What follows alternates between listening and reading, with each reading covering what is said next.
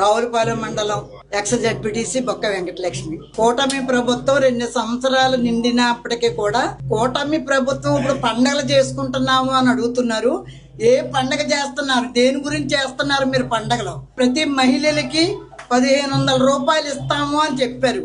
ఏ మహిళలకి ఇచ్చారో చూపించండి. అలాగే ప్రతి ఒక్కరికి 50 సంవత్సరాలు నిండిన వాళ్ళకి పెన్షన్ ఇస్తానన్నారు. ఎంతమందికి ఇచ్చారు? అలాంటివన్నీ చేసుకుని మీరు పండగలు చేసుకోండి. భర్త పోయి 2 సంవత్సరాలు నిండా ఇప్పుడు జగన్మోహన్ రెడ్డి గారు ఉండగా ఇచ్చిన పెన్షన్లు తప్ప కొత్త పెన్షన్ ఒక్క పెన్షన్ విడుదల చేశారా? మీరు చేయలేదు.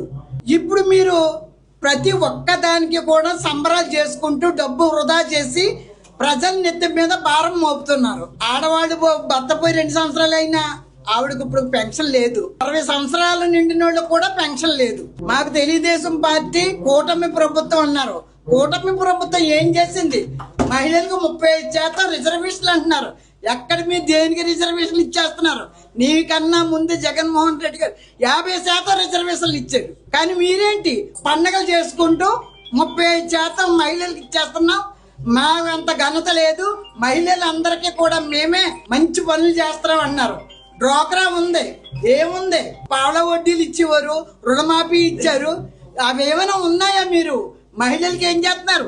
కొట్టుకమ్మని జుట్టు పట్టుకొని లాక్కోమ్మని ఫ్రీ బస్ వేసావు. ఎందుకు ఫ్రీ బస్? డ్రైవర్లు కొట్టమనా? మగాళ్ళని తన్నేమనా? బయటికి గెంటేయమనా?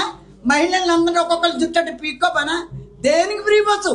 ఫ్రీ బస్ అని పెట్టి వీళ్ళని మబ్బు పెడుతున్నారా?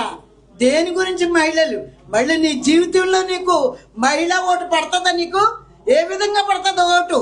ఎన్ని రకాలుగా ఇబ్బందులు పెడుతున్నావు. మోడీ గారితో పెట్టుకుని కూటమి ప్రభుత్వం అని మీ ముగ్గురు ఏకమయ్యి మొత్తం దోశ తినేసి ఆడవాళ్ళందరినీ ఈ రోడ్లు పాలు చేశారా? నీ కూటమి ప్రభుత్వం గొప్పతనం ఏ చూపించు. జగన్మోహన్ రెడ్డి గారు ఎక్కడ? నక్కెక్కడ? నాగలోకం ఎక్కడ? జగన్మోహన్ రెడ్డి గారు ఎక్కడ? చంద్రబాబు నాయుడు గారు కూటమి ప్రభుత్వం ఎక్కడ?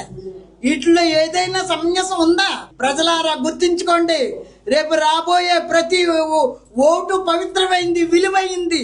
ప్రతి ఒక్కరూ మహిళా సోదరులందరూ నడుము కట్టుకుని ఈ చంద్రబాబు నాయుడిని గద్దె దించే వరకు నడుము బిగించమని మీ అందరినీ సభాముఖంగా కోరుచున్నాం.